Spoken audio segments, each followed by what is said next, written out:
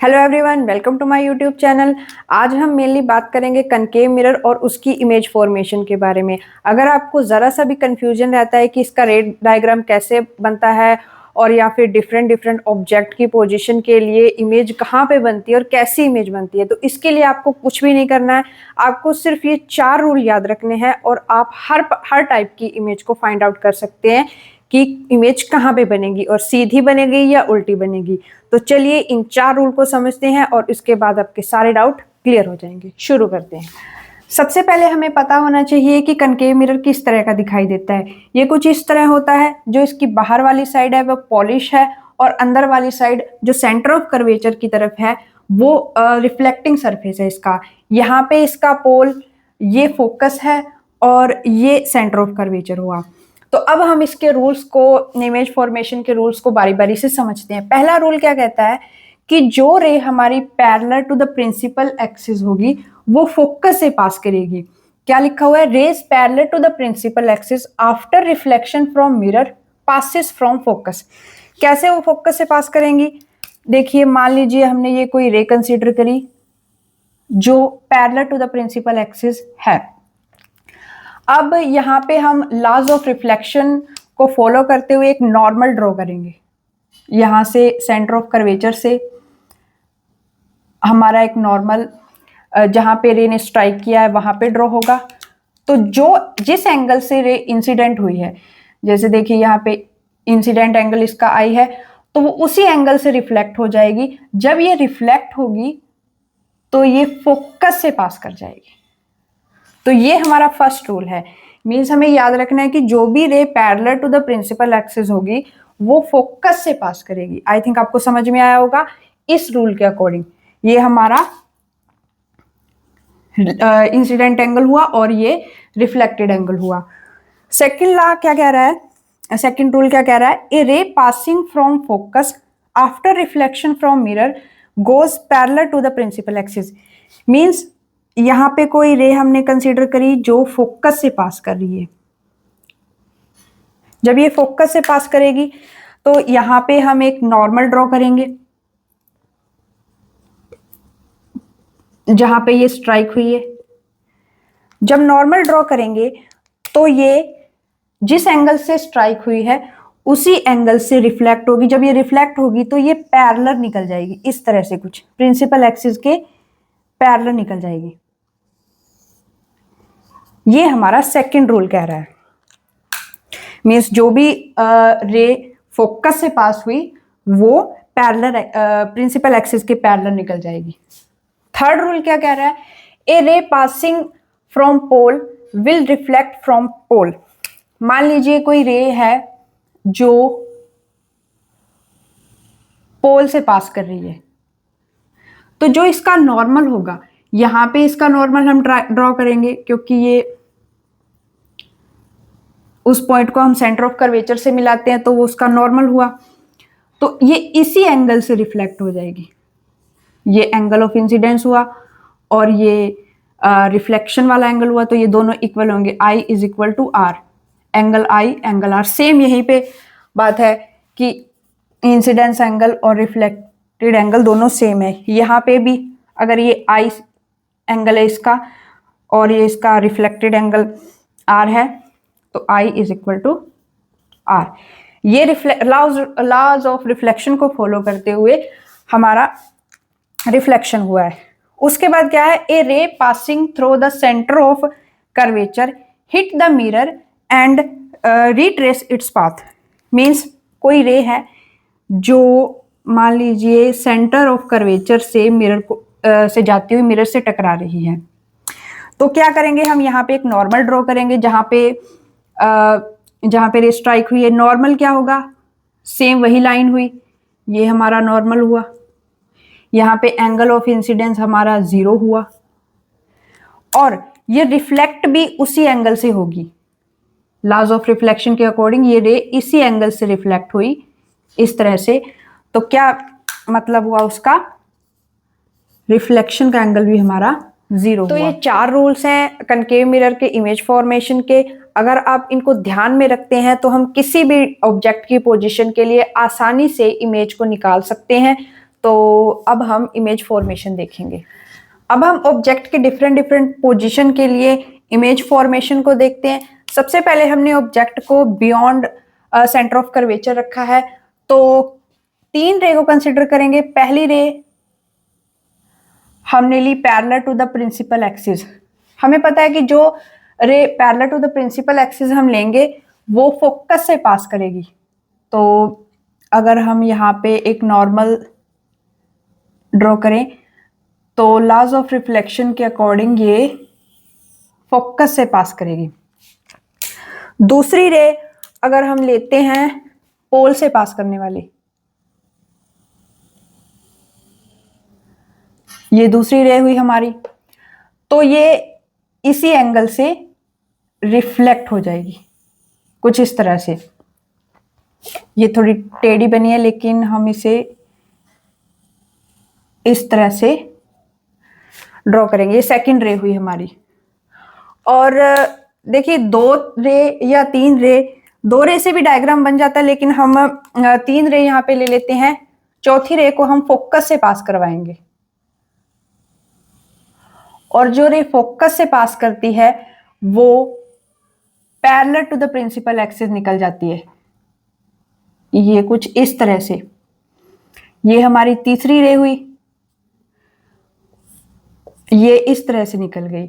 ये हमारी सेकंड रे, जो ब्लू वाली थी वो हमारी सेकंड रे। तो देखिए यहां पर हमारी एक इमेज फॉर्म हुई है कुछ इस तरह से।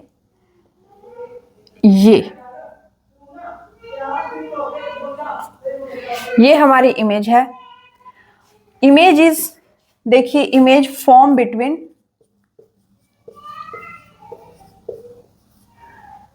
C एंड F, C और F के बीच में कहीं पे बनेगी। उसके बाद इन्वर्टेड होगी और रियल होगी हमारी, और साइज में वो डिमिनिश्ड होगी। साइज में वो इस इमेज से छोटी होगी, लेकिन यहाँ पे हमें कुछ इक्वल दिख रही है क्योंकि ये हमारा रेट डायग्राम एग्जैक्ट मेजरमेंट पे नहीं है, लेकिन ये हमारी इमेज इस ऑब्जेक्ट से छोटी होगी। ये हमारी है यहाँ पे इमेज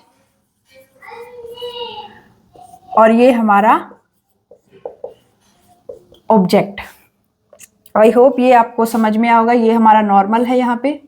अब हमारा सेकंड केस जिसमें object C centre of curvature पे रखा हुआ है, तो सबसे पहली रे हम कंसीडर करते हैं parallel to the principal axis, जो फोकस से पास करेगी इस तरह से। दूसरी रे हम लेते हैं फोकस से पास करने वाली, ये दूसरी रे जो हमारी पैरेलल निकल जाएगी। और तीसरी रे जो होगी हमारी, ये देखिए ये पोल से, तो ये कुछ इस तरह से निकल जाएगी और इन दोनों के साथ मिलके यहाँ पे एक इमेज क्रिएट करेगी। ये हमारी तीसरी रे और ये थी हमारी दूसरी रे। तीनों यहाँ पे मीट की, इन्होंने एक इन्वर्टेड इमेज बनाई सेम साइज की जितना कि हमारा ऑब्जेक्ट था। ये ऑब्जेक्ट यहाँ पे इमेज, तो image is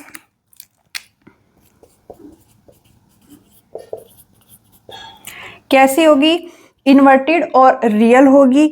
form eight C पर बनेगी और सेम साइज की बनेगी जितना कि ऑब्जेक्ट होगा। रियल का कहने का मीन्स यहाँ पे है कि रे जो है एक्चुअली इस पॉइंट पे मीट कर रही है, ना कि जैसे कन्वेक्स मिरर में अभी ऐसे लगता है कि हमें वहां पे मीट हो रही है लेकिन एक्चुअल में वहां पे मीट नहीं होती। यहाँ पे एक्चुअल में रेज मीट हो रही हैं। थर्ड केस में हम ऑब्जेक्ट को C और F के बीच में रखेंगे, सेंटर ऑफ कर्वेचर और फोकस के बीच में रखेंगे। तो वही चीजें हम बारी बारी से देखेंगे। पहली रे जो जाएगी फोकस से parallel to the principal axis है जो हमारी। दूसरी रे को अगर हम पोल से या अगर हम फोकस से मान लीजिए पास करवा रहे हैं, तो ये parallel to the principal axis निकल जाएगी। देखिए हम डायग्राम दो रे से भी बना सकते हैं जहां पे वो मीट करेंगी। ये हमारी सेकंड रे, वहां पे एक इमेज बनेगी। हम थर्ड रे को ना भी कंसीडर करें तो हम चलेगा, क्योंकि हम दो से भी वो जहां पे मीट हो रही हैं हमें इमेज फॉर्मेशन दिखाई दे रहा है। तो ये इमेज जो हमारी होगी किस टाइप की इमेज होगी? देखिए real and inverted,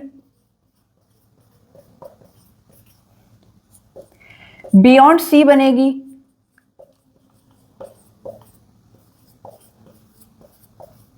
beyond centre of curvature हमारी इमेज बन रही है, और एनलार्ज्ड मींस ऑब्जेक्ट से ये हमारी इमेज बड़ी बन रही है। तो अगले अगले केस पे चलते हैं, ऑब्जेक्ट एट फोकस। जब हमारा ऑब्जेक्ट फोकस पे है, पैरेलल रे फर्स्ट ये हमारी पास करेगी फोकस से। देखिए पैरेलल रे हमारी, ये थोड़ा कॉम्प्लिकेटेड केस है, फोकस से पास की। उसके बाद अगर सेकंड रे हुई पोल से पास करी तो ये इसी एंगल से कहीं रिफ्लेक्ट हो जाएगी। देखिए कहीं दूर जाकर मीट होंगी।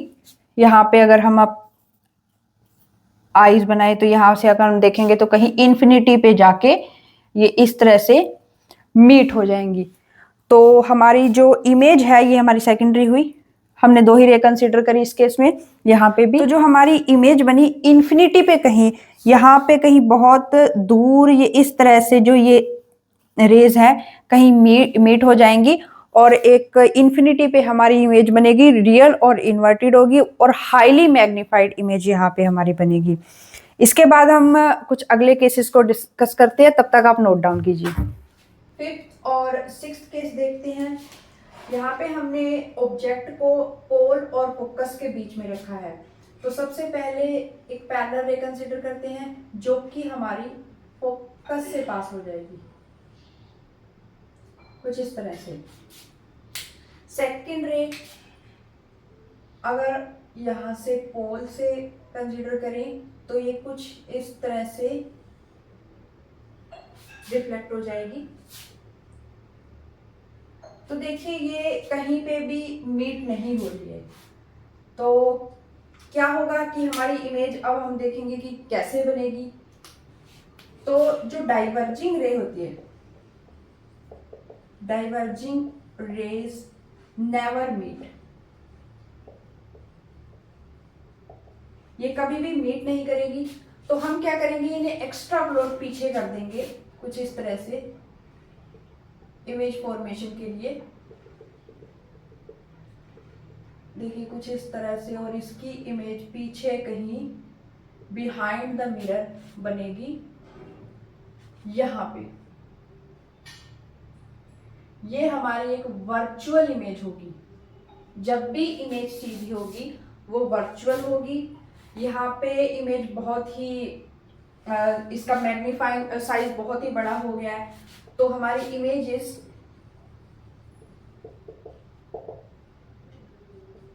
formed behind the mirror, mirror के पीछे कहीं हमारी इमेज बनेगी और वर्चुअल होगी एंड अपराइट, एक सीधी इमेज बनेगी। देखिए यहाँ पे हमारी आंखें अगर हम देखें तो ये रेस को पीछे एक्स्ट्रा प्लॉट कर लेती है कि एक जगह पे मीट होकर यहाँ पे हमारी इमेज बन जाए वर्चुअल और हाईली मैग्नीफाइड, बहुत बड़ी इमेज बनती है।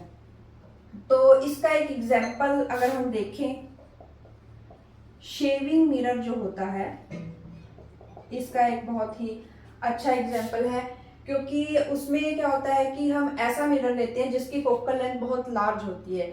मीन्स जब हम सामने मिरर रखेंगे तो हम फोकस और पोल के बीच में कहीं रहेंगे। अगर बहुत लार्ज उसकी फोकल लेंथ होगी तो हम बीच में ही कहीं रहेंगे उसके, और हमें एक मैग्नीफाइंग और बड़ी इमेज हमारी दिखाई देगी। तो इसका ये अच्छा एग्जाम्पल है।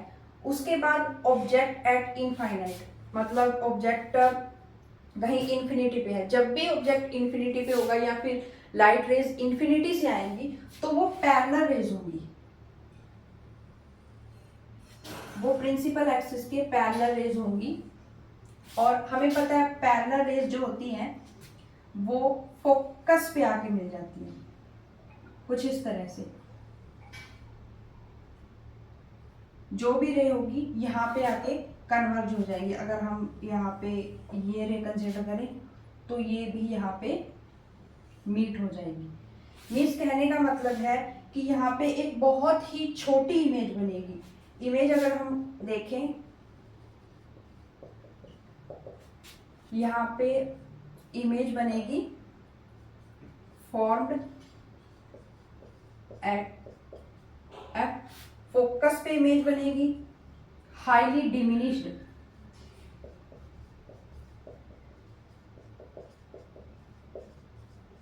बहुत ही छोटी इमेज, पॉइंट साइज अगर हम कहें तो पॉइंट साइज की इमेज बनेगी। और साथ ही साथ जो हमारी इमेज होगी रियल होगी और इन्वर्टेड होगी। जब भी इस साइड इमेज बनेगी तो रियल और inverted, real and inverted. Image formation को हम थोड़ा यहाँ से और क्लियर समझते हैं। देखिए इस डायग्राम को मैंने पहले ही बना लिया क्योंकि थोड़ा कॉम्प्लिकेटेड है, समझते हैं इसे।